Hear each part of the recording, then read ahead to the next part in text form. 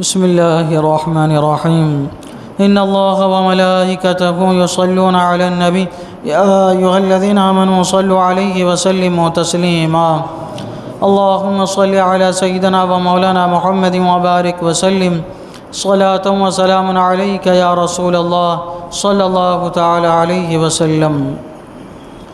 أعوذ بالله من الشيطان الرجيم.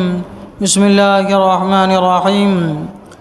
وَلَقَدْ جَعَلْنَا فِي السَّمَاءِ بُرُوجًا وَزَيَّنَّاهَا لِلنَّاظِرِينَ وَحَفِظْنَاهَا مِنْ كُلِّ شَيْطَانٍ رَجِيمٍ إِلَّا مَنِ اسْتَرَقَ السَّمْعَ فَأَتْبَعَهُ شِهَابٌ مُبِينٌ. اور بے شک ہم نے آسمان میں برج بنائے اور اسے دیکھنے والوں کے لیے آراستہ کیا، اور اسے ہم نے ہر شیطان مردود سے محفوظ رکھا، مگر جو چوری چھپے سننے جائے تو اس کے پیچھے پڑتا ہے روشن شعلہ. اللہ تبارک و تعالیٰ فرما رہا ہے کہ اللہ تبارک و تعالیٰ نے آسمان کیوں بنایا اور کس طرح بنایا. اللہ تبارک و تعالیٰ فرماتا ہے بے شک ہم نے آسمان میں برج بنائے ہیں. برج مانے قلعہ، گنبد، ستاروں کی منزلیں. اللہ تبارک و تعالیٰ نے آسمانوں کو سنوارا ہے ستاروں سے، فرشتوں سے، نبیوں سے، اور ان سے روشن کیا ہے. آسمان کو ستاروں سے روشن کیا. اسی طرح زمین کو بھی اللہ تبارک و تعالیٰ نے انبیاء کرام علیہم الصلاۃ والسلام، اولیاء اعظام، صالحین، شہداء، صدیقین سے، نیک بندوں سے اللہ تبارک و تعالیٰ نے اس کو روحانی روشنی عطا فرمائی ہے زمین کو. لیکن یہ کفار و مشرکین آسمان کو دیکھتے ہیں، اس کی روشنی سے تو فائدہ اٹھاتے ہیں، اس کی نورانیت کو تو تسلیم کرتے ہیں، مگر وہ زمین میں موجود ستاروں سے افضل انبیاء کرام اور اولیاء اعظام علیہم الصلاۃ والسلام، وہ علیہم رحمت و رضوان کے نورانی نور سے جو ہے وہ فائدہ نہیں اٹھاتے. اللہ تبارک و تعالیٰ فرماتا ہے کہ تم آسمانوں کے بارے میں یہ کہتے ہو کہ آسمان سے فرشتے کیوں نہیں اترتے؟ ذرا آسمان کی شان دیکھو، ہماری قدرت کا مظاہرہ کرو. ہم نے آسمان میں برج بنائے ہیں. یہ برج کے بارے میں مفسرین کا اختلاف ہے. مفسرین اور کاہنوں، نجومیوں، یعنی ستاروں کو دیکھ کے جو علم بتاتے ہیں ان کو نجومی کہتے ہیں. کاہن جو عیسائی لوگ تھے، جو پادری لوگ تھے پہلے زمانے میں، جو آسمان کو دیکھ کے، ستاروں کو دیکھ کے آئندہ کی خبر دیتے تھے، کاہن، نجومی، تو ان کے نزدیک یہ برجوں کی تعداد 250 ہے. لیکن جو ہے بعد کے لوگوں نے اس کی تعداد 12 رکھی ہے. برج کی تعداد جو ہے، یہ ستاروں کی تعداد، برج نامی، ان کی تعداد 12 رکھی ہے. اور عراقیوں نے باقاعدہ ان کے نام دیے ہیں، الگ الگ ان کے جو ہے نام دیے: حمل، ثور، جوزا، سرطان، اسد، سنبلہ، میزان، عقرب، قوس، جدی، دلو، حوت. یہ جو ہے 12 نام انہوں نے بنائے ہیں مصریوں نے، شامیوں نے. اور مصریوں اور شامیوں نے یہاں تک یہ کیا کہ عراقیوں نے تو نام دیے تھے، لیکن مصریوں نے کیا کیا؟ مصر کے رہنے والوں نے، شام کے رہنے والوں نے یہ نام جو دیے گئے تھے، عراقیوں نے جام لیے گئے تھے، وہ دنیاوی چیزوں کے نام دیے تھے برجوں کے. ان میں سے کچھ جاندار تھے، کچھ غیر جاندار تھے. تو جو جس نام سے تھا اس نام کی شکل کا انہوں نے وہ برج تسلیم کر لیا. اس نام کا انہوں نے وہ جانور بنا لیا. کبھی کوئی آپ کو بچھو کی شکل میں ملے گا، کبھی جو ہے سانپ کی شکل میں ملے گا، کبھی گھوڑے کی شکل میں جو ہے وہ ستارے جو دکھائے جاتے ہیں وہ کیوں ہیں؟ وہ عراقیوں نے یہ 12 برج کے نام رکھے تھے، اور مصریوں نے، شامیوں نے جو ہے نام کے اعتبار سے ان کے جو ہے تصویر جو ہے وہ بنا لیے. یہ برج جو ہے یہ کیا ہے؟ یہ برج اصل میں یہ 12 ستارے ہیں. 12 ستارے ہیں، ستارہ مان لیجئے اس کو، 12 ستارے ہیں. یہ برج آسمان میں سورج اور چاند کے گزرگاہ ہے، یہاں سے جو ہے سورج اور چاند ان سے گزرتے ہیں آسمان میں۔ کہتے ہیں کہ سورج ہر دن گزرتا ہے ان برجوں سے، لیکن چاند جو ہے مہینے میں 1 مرتبہ گزرتا ہے۔ یہ 12 ستارے ہیں آسمانوں میں، جب سورج اور چاند ان کے پاس سے گزرتے ہیں تو یہ ستارے چمکتے ہیں۔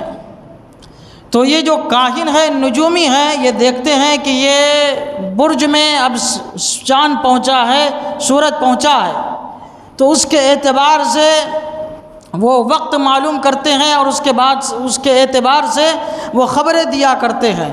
یہ برج میں جب یہ چاند پہنچ جائے، یہ برج جب چمکنے لگے تو یہ کام کرنا چاہیے تو اچھا ہوتا ہے، یہ برج جب چمکنے لگے تو یہ کام کرے یہ برج میں تو اچھا شگن مانا جاتا ہے۔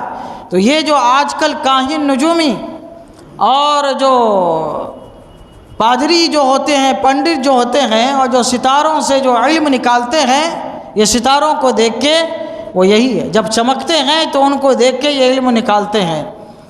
اللہ تبارک و تعالیٰ فرماتا ہے، بے شک ہم نے آسمان میں برج بنائے اور اسے دیکھنے والوں کے لیے آراستہ کیا ہے۔ یہ دیکھنے میں کیا ہوتے ہیں؟ بھلے معلوم ہوتے ہیں۔ وَحَفِظْنَاهَا مِنْ كُلِّ شَيْطَانٍ رَجِيمٍ، اور اسے ہم نے ہر شیطان مردود سے محفوظ رکھا ہے۔ کیا مطلب ہے ہر شیطان سے محفوظ رکھا ہے؟ صحابہ اکرام فرماتے ہیں کہ پہلے زمانے میں انسان سے پہلے یہاں پہ جنات آباد تھے، 60,000 سال تقریباً حضرت آدم علیہ السلام سے پہلے یہاں پہ دنیا میں صرف جنات رہتے تھے، جیسے ہم رہتے ہیں ویسے وہ رہتے تھے۔ جب اللہ تعالیٰ نے حضرت آدم علیہ السلام کو پیدا فرمایا، شیطان نے اور سرکشوں نے حضرت آدم علیہ السلام کی گستاخی کی، تو اللہ تبارک و تعالیٰ نے جنت میں ان کا داخلہ بند فرما دیا۔ حضرت آدم علیہ السلام سے پہلے جناتوں کا یہ عالم تھا، یہ 7 آسمان گھوم سکتے تھے، یہاں تک کہ جنت کو بھی دیکھ سکتے تھے، جنت کو بھی دیکھ سکتے تھے، یہاں تک یہ جا سکتے تھے۔ حضرت آدم علیہ السلام کی پیدائش کے بعد ان کا داخلہ جنت میں روک دیا گیا۔ پھر جب حضرت عیسیٰ علیہ السلام کی پیدائش ہوئی تو آپ کو آسمانی دنیا کی طرف اٹھایا گیا، تو حضرت عیسیٰ علیہ السلام کی پیدائش کے بعد آسمانوں میں ان کا جانا روک دیا گیا، یہاں تک کہ یہ صرف 3 آسمان تک جا سکتے تھے، اس کے بعد آگے وہ نہیں جا سکتے تھے۔ لیکن یہ کیا کرتے تھے؟ خبر لے کے آتے تھے، فرشتے آپس میں جو گفتگو کرتے ہیں وہ خبر لے کے آتے تھے، کاہنوں کو بتاتے تھے، نجومیوں کو بتاتے تھے، تو یہ آئندہ کی خبر دیتے تھے کہ دیکھو ایسا ہونے والا ہے۔ فرعون جو تھا، فرعون کو کس نے بتایا تھا کہ تمہارے سلطنت میں ایک بچہ پیدا ہونے والا ہے جو تمہاری سلطنت کے زوال کا سبب بنے گا؟ حضرت موسیٰ علیہ السلام کے بارے میں خبر دی تھی، یہ کس نے دی تھی؟ کاہنوں نجومیوں نے دی تھی۔ انہوں نے جو ہے فرشتوں کی زبان ہی یہ سن لیا تھا کہ ایسا ایسا ہونے والا ہے، فرعون کی سلطنت جانے والی ہے، یہ ہلاک ہونے والا، تباہ و برباد ہونے والا ہے۔ پھر جب حضور علیہ السلام اس دنیا میں مبعوث ہوئے، آپ کو معراج کرانا تھا، آسمانوں سے آپ کا گزر ہونا تھا، آپ کی تعظیم میں، اکرام میں اللہ تبارک و تعالیٰ نے فرشتوں کا پہنچنا آسمان پر روک دیا۔ اب کسی بھی آسمان پہ فرشتے نہیں جا سکتے ہیں، اور نہ ہی فرشتوں کی یہ بات سنتے ہیں۔ لیکن ہے یہ سرکش، لیکن ہیں یہ برے لوگ، بدکار لوگ، برا کام کرنے، یہ اپنی کاموں سے باز نہیں آتے ہیں۔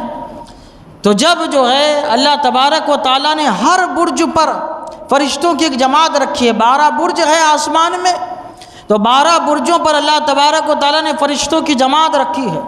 جب اللہ تبارک و تعالیٰ کسی کام کا فیصلہ فرماتا ہے تو فرشتوں کے درمیان اس کا اظہار فرماتا ہے، تو جب اللہ تبارک و تعالیٰ جب اس کا اظہار فرماتا ہے، ہیبت کے مارے، خوف کے مارے جو برجوں پر فرشتے بیٹھے ہوئے ہیں وہ کانپنے لگتے ہیں، اور اللہ تعالیٰ کی تسبیح و تہلیل بلند آواز سے بیان کرتے ہیں، بلند آواز میں اللہ تعالیٰ کا ذکر کرتے ہیں۔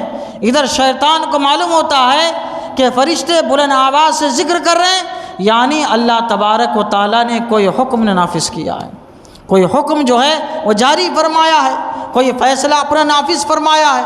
تو ادھر شیطان اپنے چیلوں کو بھیجتا ہو، جاؤ جاؤ جلدی جاؤ، وہاں پہ فرشتوں کی آواز آ رہی ہے، تم جا کے سنو وہ کیا کہہ رہے ہیں۔ تو جب کوئی حکم ہوتا ہے تو پہلے آسمان میں ہوتا ہے، پہلے آسمان جو عرش سے قریب ہے وہاں پہ ہوتا ہے، تو اس کے نیچے والے فرشتے وہ جو عرش کے پاس جو آسمان ہوتا ہے ان سے پوچھتے ہیں کہ اللہ تعالیٰ نے کیا حکم نافذ کیا ہے، کیا فیصلہ صادر فرمایا۔ پھر اور نیچے والے ان سے پوچھتے، اور نیچے والے ان سے پوچھتے، جو آسمان دنیا، یہ دنیا کا جو آسمان ہے وہاں پہ جو فرشتے ہیں وہ برج والے 12 برج والے اپنے اوپر آسمان والے سے پوچھتے ہیں کہ اللہ تعالیٰ نے کیا فیصلہ صادر فرمایا ہے۔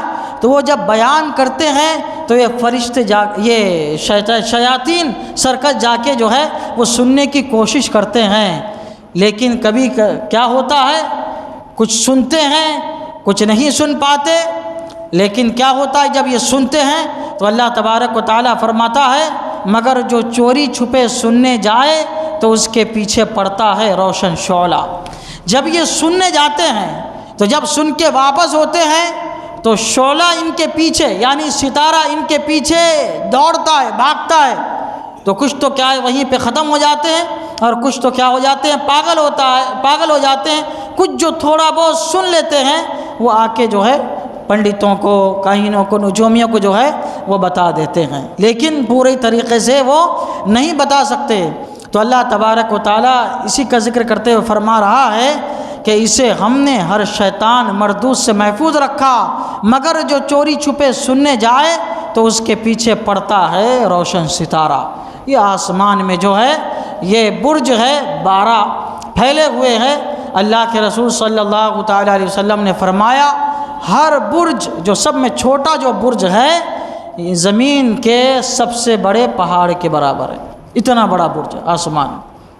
اللہ تعالیٰ کی قدرت ہے، آسمان میں اتنا بڑا برج ہے لیکن وہ ٹھہرا ہوا ہے۔